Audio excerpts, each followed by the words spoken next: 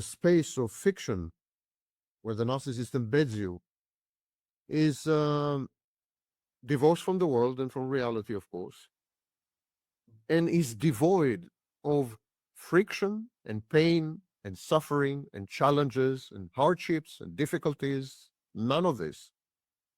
It's the way a child sees the world. The narcissist. You could escape all of those things by just taking this proposition. Yes. But yet reality is not what they want to come into that proposition, because then you'll recognize that it's all false.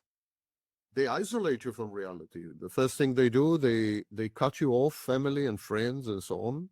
The second thing they do, they create a fantasy which substitutes for reality. They become your reality testing. So when you're trying to gauge reality or the world, you resort to them. They become the litmus test of reality. Always going back to them to check to see if this is something I should do. Should I wear this? Should I eat this? Yeah, they become the measure. Is this real? This person. And this person, yeah. What do you think I should do? Yeah. You know, so you become dependent. Before you know it, you become utterly dependent on the narcissist, because you're in a prison cell. It's a padded prison cell, but it's a prison cell. And he's the only one with the key. And he's the only one, or she's the only one, that they're able to grant you access to your idealized image. It is through the gaze of the narcissist that you become alive as a newborn. And it is through the narcissist's gaze that you see yourself as a perfect entity, all ideal, and therefore worthy of a mother's unconditional love. Never questioning them at all, because they continue to give what I would believe is the best thing for me. They're giving me what I believe is the best, but it's a fantasy of my own. I think the closest comparison would be addiction. Oh, wow. Hey, you didn't say that the first time around. Okay, so I could see that. Okay, I could see that. If I make forget narcissism. Yeah. If I'm the kind of guy who makes you feel good all the time, makes you feel great about yourself, I got you. that you're the best and the greatest and it's amazing and drop dead gorgeous and super intact and what have you. Yeah. And I also provide you with unconditional love and support and succor. I'm always there for you. I always cater to your needs. And so why would you let go of me? Forget narcissism. Why would you even go look anywhere else is essentially what would happen. I understand what you're saying. And gradually you would say, why do I need reality? Reality sucks. I don't want reality. I want this guy. I love this guy. Yeah, that's right. I can't live without him, because he has created, like you said, this padded cell. A woman wouldn't have a clue what she has stepped into. Not a clue. Yeah. Half of all narcissists are women nowadays. It's a new development. Yeah, I remember a video that you mentioned that. So we're using gender pronouns, but yeah, I get you. Yeah. It could go either way, because they create this padded cell. How do you get out of that? Because reality is going to hit at some point. Very few people want to get out of it. Sam, you're blowing my mind again. They want to stay in it. Yeah, we see all these self-imputed victims and survivors and whatever. That's a tiny fraction of a percentage. The overwhelming vast majority want to stay in it. Want to stay in it. I want to let go. That's a lot, Sam.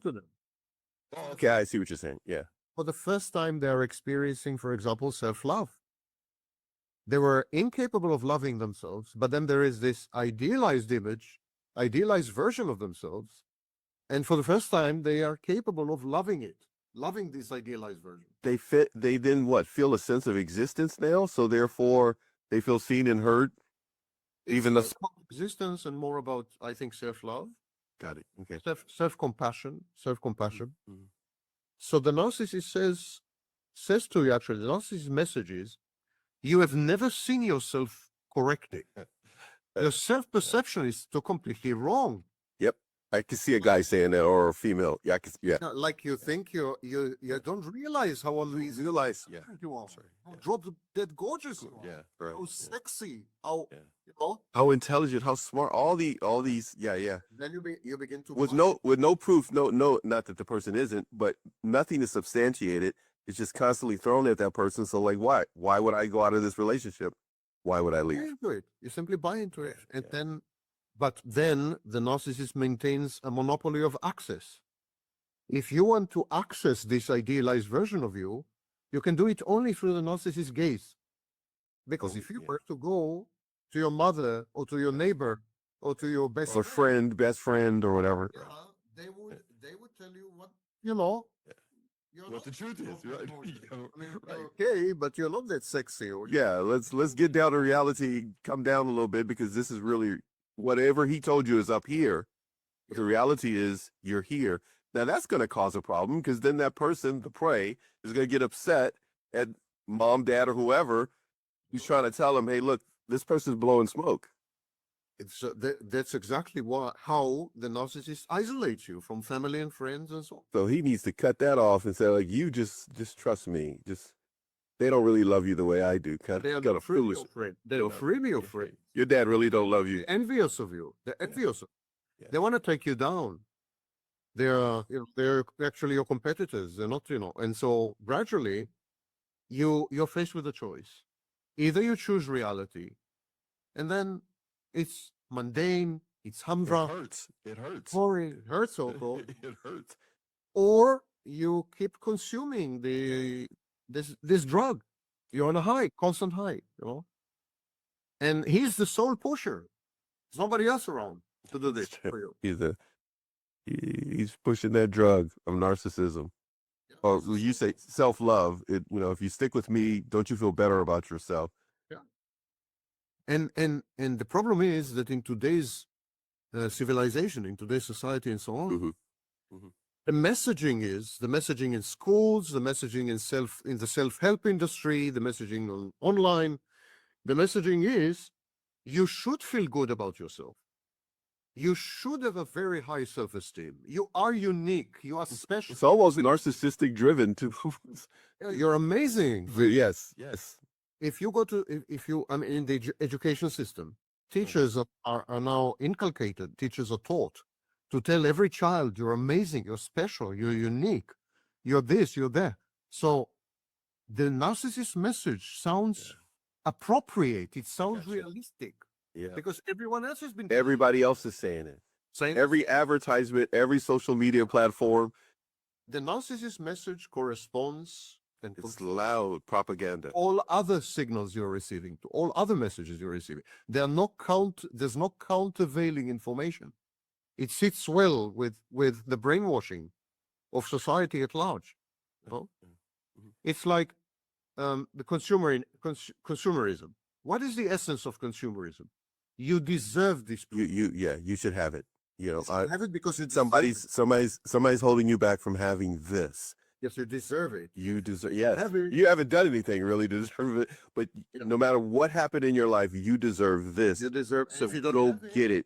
Yes, that's right. And if you don't have it, you're self-hating. Yes, you don't see yourself. You're not. You're not your own best friend. And what's your teacher's message? You're unique. You're special. You're amazing. You're fascinating. You're unprecedented. And what's the message of show business or the media? Say. So when the narcissist comes along and tells you that you're amazing, you've heard it all before. It doesn't sound crazy. It doesn't sound like crazy making. It sounds like, you're right. I am unique. I'm special. I am drop dead gorgeous. Yes. You got it right. There is no way that was as loud as it is today, what you're saying. When you started this, was it? No way. I'm just because I'm sitting there thinking, we're talking how many years ago? You said in 90s, right? 90s. Okay, so in 1984. In that time frame, you've been able to sit back and, as it were, I mean, you're seeing this become big. I've been warning against this since the mid 80s. What would you call it? Would you call it? And I told you earlier. I'm just going to say something I was started to say earlier. If anybody's watching this Sam knows I've got numerous amount of questions off screen here from people from the first time he was on. We're gonna try to sneak them in every now and then, and Sam's just gonna do what he can before he has to go.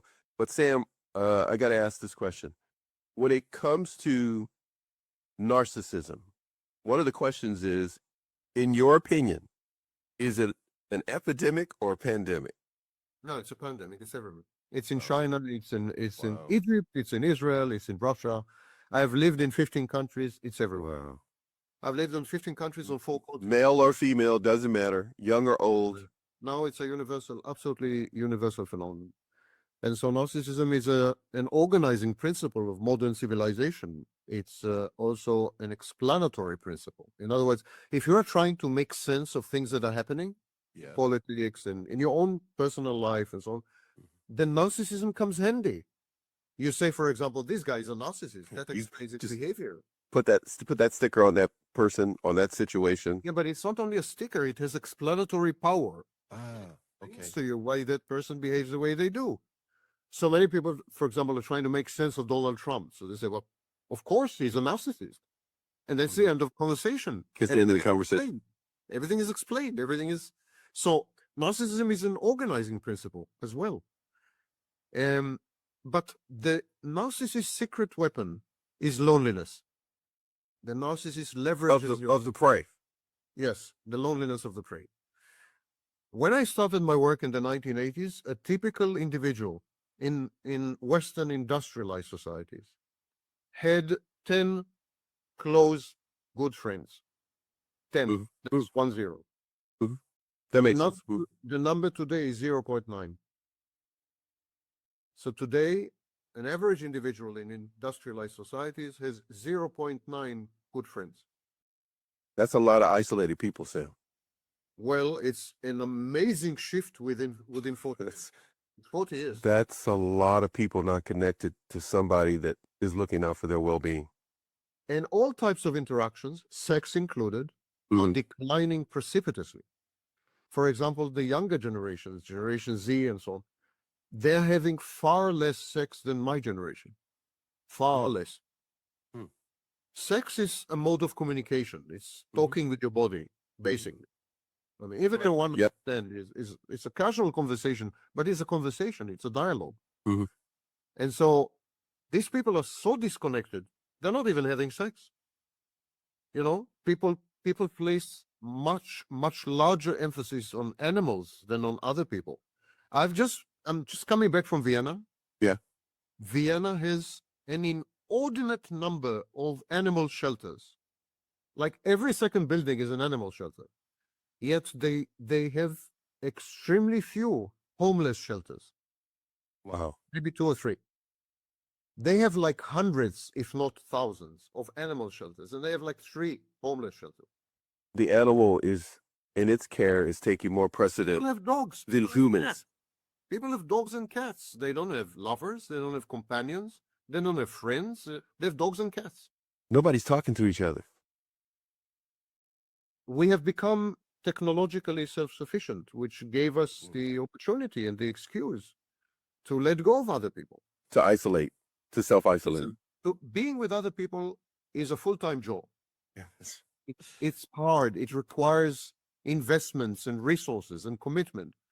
You have to traverse the intersubjective space. There are hardships and difficulty. It sucks. Being with other people is, not always a pleasant experience. Actually, in the vast majority of cases, it's a really bad experience. So I get what you're saying. here we are, and technology allows us to avoid this. Totally avoid people. Totally avoid people, and we embrace it. We run to it and embrace it. I get what you're saying. Would you say it's an organized propaganda, narcissistic propaganda scheme to get people to live that life? I'm just throwing that out there as a weirdo. No, it just happened that this is would be a taking place. Conspiracy. It'd be a conspiracy. Conspiracy. However, it is true. However, it is true that capitalism, and especially I could see that. techno-capitalism, Yes.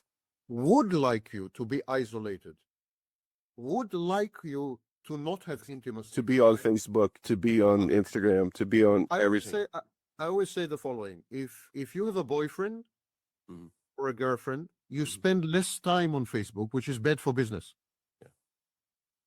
Facebook, this social media, they want you to be completely isolated and to have no one in your life because other people take away from the profits of Facebook and Of Instagram, course, yes. YouTube, and so on. So The more two people are sitting at a park talking and stuff like that, they lose money. Yep. They need you to be talking to people you've never met and give you hundreds of them, so you're addicted.